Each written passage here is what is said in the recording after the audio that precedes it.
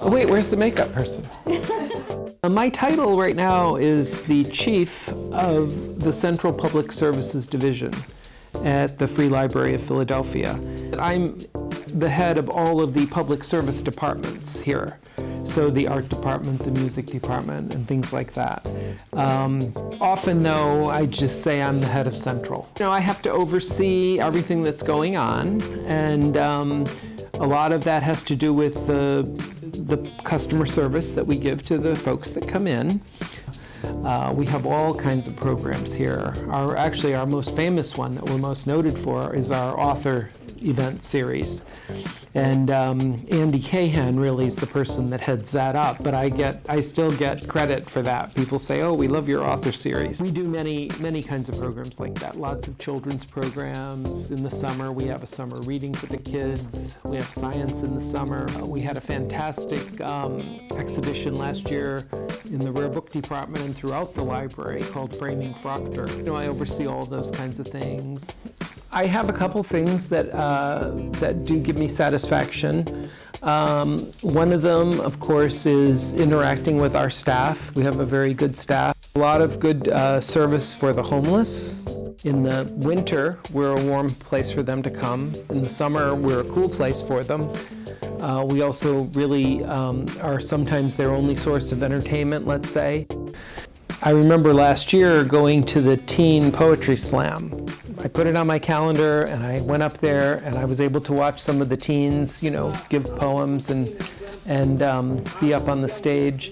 And I found it so moving. And I mean, all the kids, their poems were really heartfelt.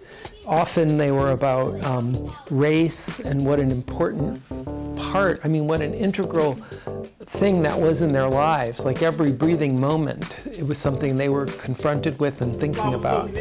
And I found it so moving. And I realized that, you know, that was great that here we are in the library and we're giving them this space where they can feel safe and comfortable and feel that they can express themselves in that way. So that was very rewarding for me to do that. I know we're doing this interview because I'm retiring in 5 weeks and 2 days. But I did start here in 1987, so way before you guys were born.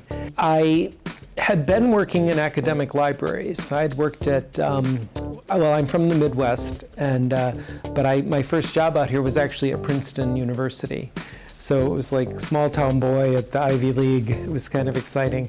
I moved to Philadelphia and I was working at Penn and Temple concurrently, like in the afternoons at Penn and in the evening at Temple.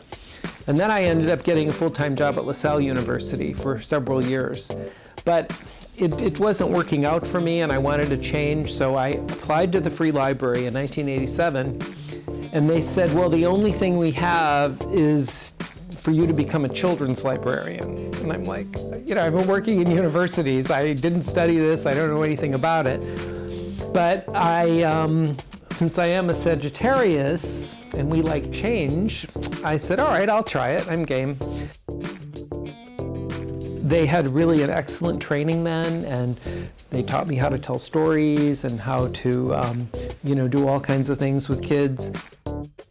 You know, I've been the head, branch head. I've been, I worked at the Library for the Blind, which was very rewarding. That's a very special library that we have. I've been an adult librarian. I've worked in regional libraries. I've been behind the scenes. Then I was head of a department here, the Education, Philosophy, and Religion Department, and then became the assistant chief at Central, and now I've been in this position for 8 years. The biggest change really is the technology. Clearly, you know, back in 1987, I mean, not only did we not have our smartphones, we didn't even have the internet. You know, we were barely doing anything on computers then. It seemed like it was maybe like in the mid-90s when we started doing more with computers. We here at the Free Library of Philadelphia are trying to stay, you know, at the forefront of these changes. At the same time, we realize that it can displace us, that with your smartphone and with your internet and your iPad, do you really need to even come into the library?